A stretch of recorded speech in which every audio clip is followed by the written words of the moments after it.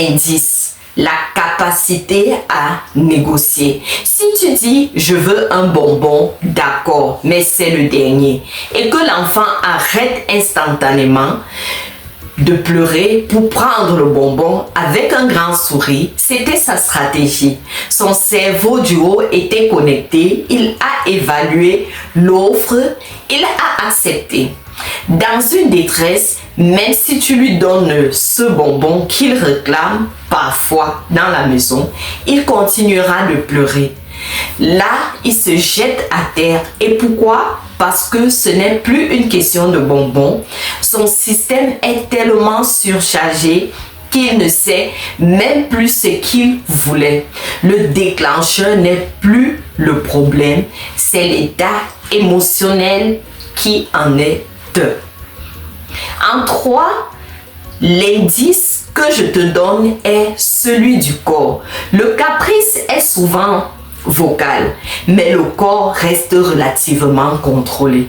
L'enfant peut taper du pied, mais il ne se met pas en danger. La détresse engage tout le corps. L'enfant se cambre, se roule par terre, devient tout rouge, transpire ou au contraire devient tout mou. Il peut se cogner sans faire exprès. C'est une perte de contrôle moteur. En 4, la récupération.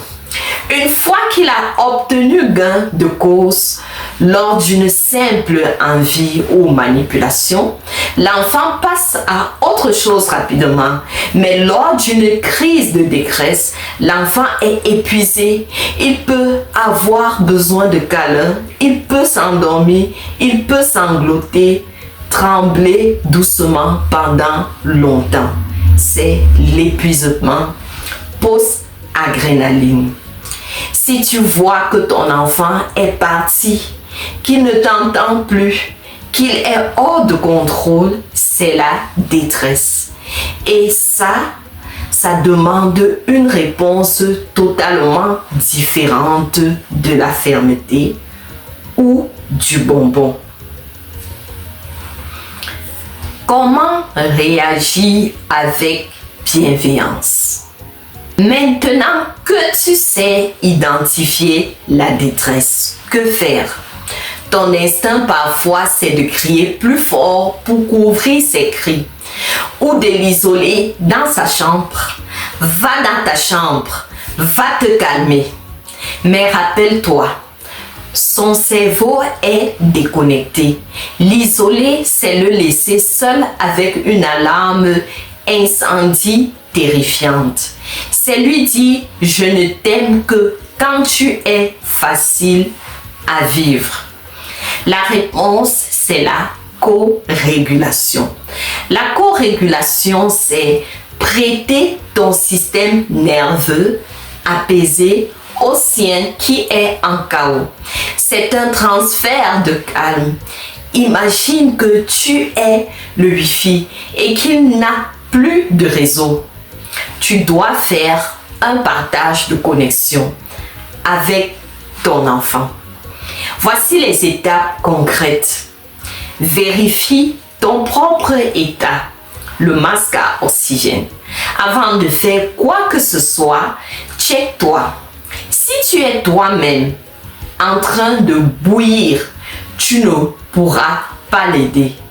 Prends une grande inspiration. Dis-toi, ce n'est pas contre moi. Il souffre. Mon enfant souffre. Fais descendre ta propre pression. La connexion avant la correction. Ne cherche pas à raisonner. Ne lui fais pas la morale. Ne lui fais pas la morale. Je t'avais dit que tu serais fatigué. Ça ne serait pas bien. Ça ne rentre pas. Connecte-toi, descends à sa hauteur, mets-toi à genoux. Si ton enfant accepte le toucher, prends-le dans tes bras. Une étreinte ferme contient le corps et rassure le système nerveux de ton enfant. S'il refuse le contact, ce qui arrive souvent, alors tu auras essayer. Sois tout simplement une présence solide auprès de lui.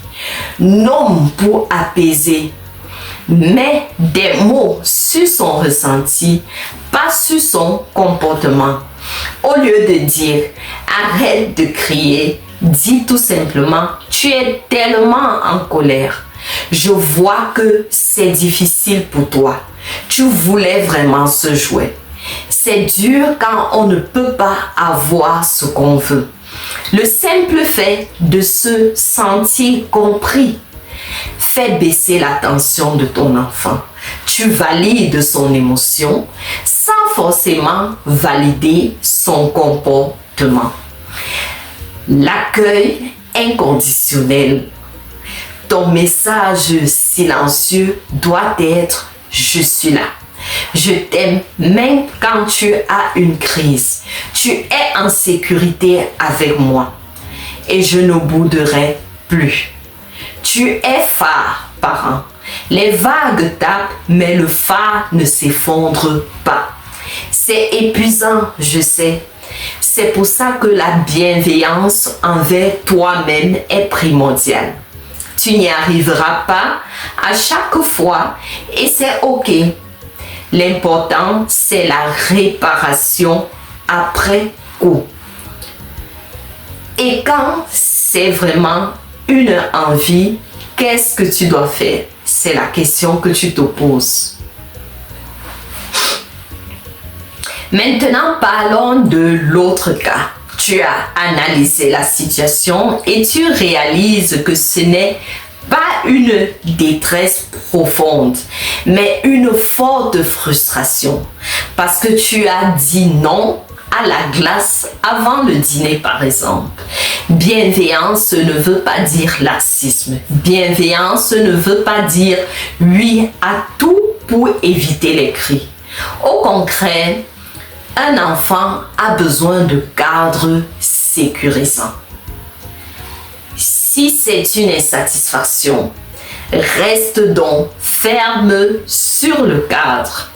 Je sais que tu as très envie de cette glace, mais c'est bientôt l'heure du repas. Donc, c'est non. Accueille l'émotion qui suit le non. L'enfant a le droit d'être déçu. Il a le droit de pleurer parce qu'il est frustré. Ton rôle n'est pas d'empêcher sa frustration, mais de l'accompagner. Tu as le droit d'être fâché. Je comprends, c'est frustrant. Tu peux dire non au bonbon et oui à la colère qui en découle. C'est là toute la nuance. N'essaie de pas juste pour la paix, car là, tu lui apprendrais que crier, c'est une stratégie efficace. Mais ne le rejette pas non plus. Garde ta posture de leader, de guide bienveillant, calme, confiant et empathique. C'est pour cela que tu es son parent. Pour finir, j'aimerais que tu retiennes une chose essentielle. Ces crises, ces moments de détresse où ton enfant se roule par terre, ce ne sont pas des échecs de ton éducation. Ce sont des opportunités de connexion. C'est dans ces moments les plus laids, les plus bruyants, les plus difficiles que se construit la confiance profonde. Quand tu restes calme, quand tu l'accueilles dans sa tempête sans le juger, sans le repousser, tu es en train de cadrer. Tu cadres son cerveau pour le reste de sa vie. Tu lui apprends qu'il a le droit d'être humain, qu'il a le droit de flancher et qu'il sera toujours aimé par toi. Imagine la force que cela lui donnera plus tard. Une fille qu'on écoute devient une femme qui connaît sa valeur. Un garçon dont on accueille les larmes devient un homme qui n'a pas peur de ses émotions. Alors, la prochaine fois que ça arrive, Respire, regarde-le bien et dis-toi, je suis son encre. Si cette vidéo t'a aidé à y voir plus clair, laisse-moi un pouce bleu pour soutenir la chaîne Francine Feni. Et dis-moi en commentaire quelle est la situation qui déclenche le plus souvent cette tempête chez toi. On en reparlera ensemble. Prends soin de toi et prends soin de tes enfants, des tiens. À très vite pour une prochaine vidéo. Grandir avec son enfant un jour à la fois.